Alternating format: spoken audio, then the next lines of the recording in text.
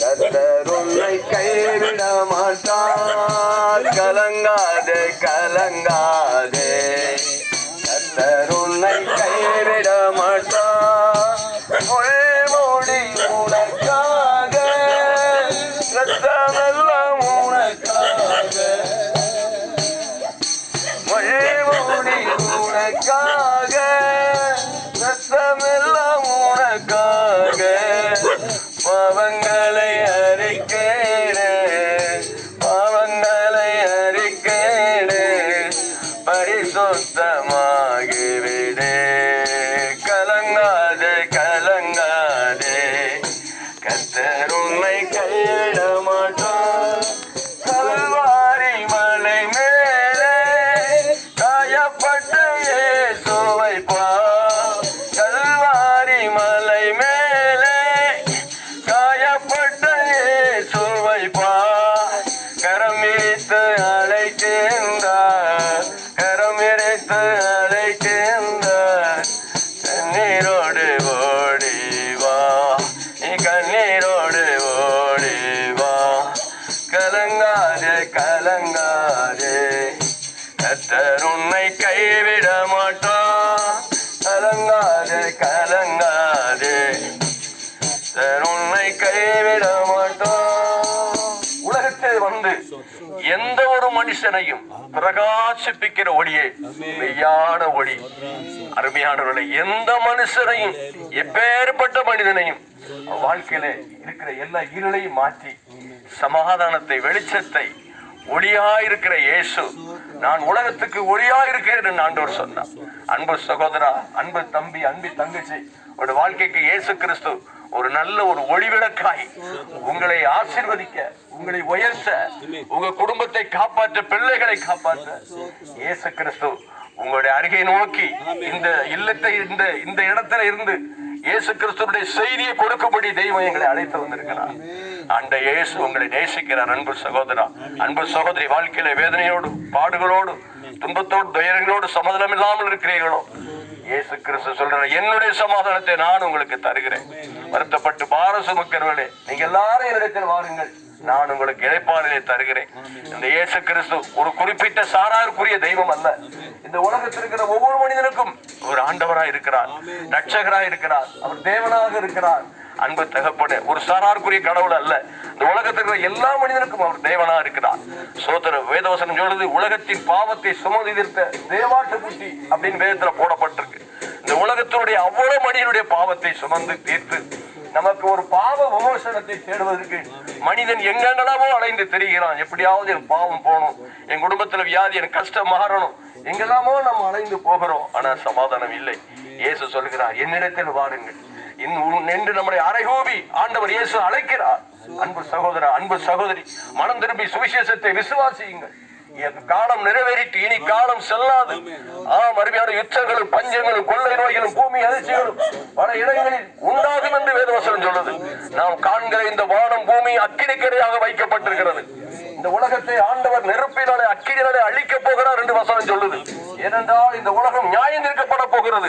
இயேசு சீக்கிரம் இதோ மேகங்கள் வருகிறேன், கண்கள் யாவும் என்னை காணும் என்று ஆண்டவர் சொல்கிறார். இயேசு வரப்போகிறார். உங்கள் கையில கொடுக்கப்படுகிற லூக்கா எழுதிய சுவிசேஷ ஒரு புத்தகம் இயேசு கிறிஸ்துவினுடைய பிறப்பு, வளர்ப்பு, பாடு, மரணம், ரட்சிப்பை குறித்து மிக தெளிவாக அந்த லூக்கா என்ற தேவ மனுஷன் இந்த புத்தகத்தில் எழுதியிருக்கிறார். ஒவ்வொரு வீட்டுக்கும் இந்த புத்தகத்தை நாங்கள் கொடுத்து கொண்டிருக்கிறோம்.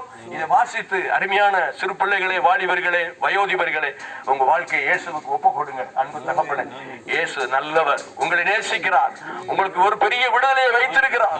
இயேசுவினால நீங்க வெளிச்சம் அடையலாம். வருடத்துக்கு பிற்பாடு ஒரு வாழ்க்கை இருக்கிறது. இந்த ஒரு மனிதனுடைய வாழ்க்கை முடிந்து போவதல்ல. ஆடு, மாடு, கோழிகள் ஆத்துமாயில நமக்கு ஆத்துமா வச்சிருக்கிறார். ஆண்டவர் சொல்ல, இன்று மரித்தால் நீ எங்கே போவா என்று ஆண்டவர் கேட்கிறார். நமக்கு ஒரு ஆவிக்கிற உலகத்துக்குள்ள போறோம். நாம் வாழ்கிற உலகம் மாம்சம் குட்டிக்குரிய உலகம். இல்ல நம்முடைய ஆன்மீக உலகத்துக்குள்ள ஒரு நாள்ல நாம் மரித்துதான் ஆகணும். ஆண்டால் மரித்த பிற்பாடு நம்ம எங்க போக போறோம் என்பதை இந்த பூமியினுடைய நம்ம வாழ்க்கை அதுதான் நம்ம நிச்சயிக்கும். இந்த பூமியில் இருக்கும்போதே நம்ம பாவம் மன்னிப்பு அடைந்து இயேசுவின் ரத்தத்தினாலே கழுவப்பட்டால் மறு உலகத்துக்கு நம்முடைய ஆத்துமாவை ஆண்டவர் சொல்றார், மனம் திரும்புங்கள், பரலோக ராஜ்யம் சமீபமா இருக்கிறது. பரலோகத்துக்கு மனிதனை அழைக்கிறார், பரலோக ராஜ்யத்துக்கு மனிதனை தெய்வம் கூப்பிடுகிறார்.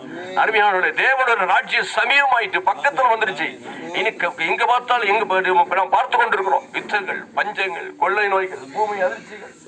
எங்க பார்த்தாலும் மனிதன் மிருகமாக இந்த உலகத்தில் வாழ்ந்து கொண்டிருக்கிற கடைசி காலத்துல நான் வாழ்கிற காலம் கடைசி காலம், கடைசி காலம். மனம் திரும்புங்கள், இயேசு கிறிஸ்துவிடத்துல விசுவாசம் வைத்தீங்கன்னா, நம்பிக்கை வைத்தீங்கன்னா, இயேசு சொல்கிறார், என்னை விசுவாசிக்கிறவன் மரித்தாலும் பிழைப்பான் என்று ஆண்டவர் சொல்கிறார்.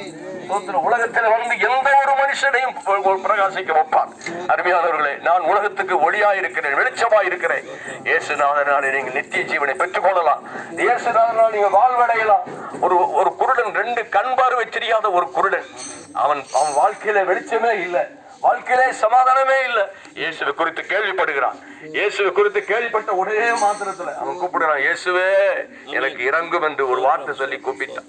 இயேசு போய் கொண்டிருக்கல, இயேசுவே தாவீதின் குமாரனே எனக்கு இறங்கும், எனக்கு இறங்கும், இறங்கும் என்று கேட்டவுடன் அவருடைய அழுகையின் குரலை கேட்ட ஆண்டவர் உடனே வசனம் சொல்லுகிறது, இயேசு நின்று அவனை என்னிடத்தில் அழைத்துக் கொண்டு வாருங்கள் என்று சொன்ன பொழுது, நான் உனக்கு என்ன செய்ய வேண்டும் என்று கேட்ட பொழுது, ஆண்டவரே நான் பார்வையடைய வேண்டுப்பா, இந்த உலகத்தை நான் பார்க்க முடியல, அப்பா அம்மா தெரியாது, யாருமே தெரியாது, ஒரு குருடனா வாழ்ந்து கொண்டிருக்கிறப்பா, எனக்கு பார்வை கிடைக்க கேட்ட உடனே உன் விசுவாசம் உன்னை ரட்சித்தது என்று சொல்லி அவன் கண்களை தொட்டு இயேசு சுகம் கொடுத்தான். அன்பு சகோதர, அன்பு சகோதரி, இயேசுநாதனால் நீங்கள் சுகம் அடையலாம், இயேசுநாதனால் நீங்கள் சமாதானம் அடையலாம், இயேசுநாதனாலே நீங்கள் நரகத்துக்கு போவது கிடையாது. இயேசுநாதன் மூலமா உங்களுக்கு பரலோக வாழ்வு இருக்கிறது, நித்திய வாழ்வு இருக்கிறது. மரித்த பிற்பாடு நரகம் ஒன்று இருக்கிறது, பரலோகம் என்று ஒன்று இருக்கிறது. நரகத்தை தேவன் மனிதனுக்காக நமக்காக உருவாக்கவில்லை, நமக்கு பரலோகத்தை வைத்திருக்கிறார். ஆகையாலே நரகத்துக்கு போகக்கூடாது, நீங்கள் பரலோகத்துக்கு வர வேண்டும் என்றுதான் அந்த நல்ல செய்தியை இயேசு கிறிஸ்து இந்த இடத்திலே அறிவித்துக் கொண்டிருக்கிறார். அவருடைய வார்த்தையாக, அவருடைய பிரதிநிதியாக, அவருடைய ஊழியக்காரங்களாகிய நாங்கள் இயேசுவை பற்றி பிரசங்கித்துக் கொண்டிருக்கிறோம். இந்த இயேசு உங்களை நேசிக்கிறார், இயேசு உங்களை வாழ வைப்பார். இயேசுவினாலே நீங்கள் நிம்மதி அடையலாம், இயேசுவினாலே நீங்கள் மறு உலக வாழ்வுக்கு எங்களை ரட்சித்த ஆண்டவர். நாங்கள் ஒரு காலத்தில் இயேசு அறியாம தெரியாம வாழ்ந்து கொண்டிருந்தோம். இந்த இயேசுநாதரை, இந்த வேதத்தை படித்து இயேசுவை அறிந்து கொண்ட பிற்பாடு என் வாழ்க்கையில் ஒரு பெரிய விடுதலை.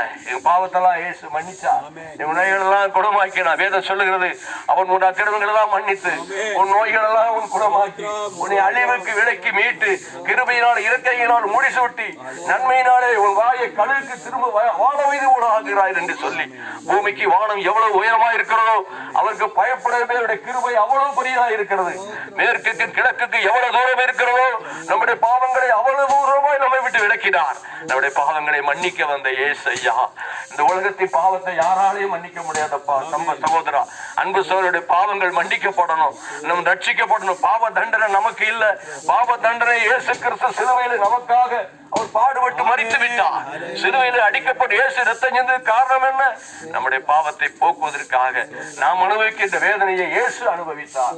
ஆகையாலே இயேசுவே என் பாவத்தை மன்னியும், என் நோயை குணமாக்கும், எனக்கு சமாதானத்தை தாரும் என்று நீங்க ஒரு சின்ன இதயத்திலிருந்து அப்பானும் உள்ளத்தை அந்த குருடன் கூப்பிட்டது போல, இயேசுவே எனக்கு இறங்கும் என்று கேட்டது போல, நீங்க உங்களுடைய இருதயத்திலே காலையில ஒரு 5 நிமிஷம், சாயந்தரம் 5 நிமிஷம் உள்ளத்துல இயேசுவை நீங்கள் கூப்பிட்டு பார்ப்பீர்களானால் ஒரு பெரிய சமாதானத்தை இயேசுநாதனாலே நீங்கள் அடையலாம். அன்பு கர்த்தருடைய பிள்ளையே, நீங்கள் இன்னும் இயேசுவை குறித்து அறிய வேண்டுமானால் மேட்டுப்பாளையம் ரெகோபோத் தேவ சபை இருக்கிறது, அங்கே வாருங்கள், உங்களுக்காக நாங்கள் ஜெபிப்போம். கர்த்தர் உங்களை ஆசீர்வதிப்பார். ஜெபிப்போம். நல்ல பிதாவே ஸ்தோத்திரம். இந்த அருமையான வசனத்தை கேட்ட பிள்ளைகள் எல்லாரும், வசனத்தை கேட்ட யாரும் விசுவாசித்தார்கள் என்று பார்க்கிறோம். இந்த மக்கள் எல்லாம் விசுவாசித்து பரலோகத்துக்கு வர சமாதானம் பெற்றுக்கொள்ள கிருபை செய்யும். உங்களுடைய சமாதானத்தினால் இந்த தேசத்தை நிரப்பும், ஆசீர்வதியும், ரட்சிக்கப்பட உதவி செய்யும். இயேசுவின் ஜெபிக்கிற நல்ல பிதாவே.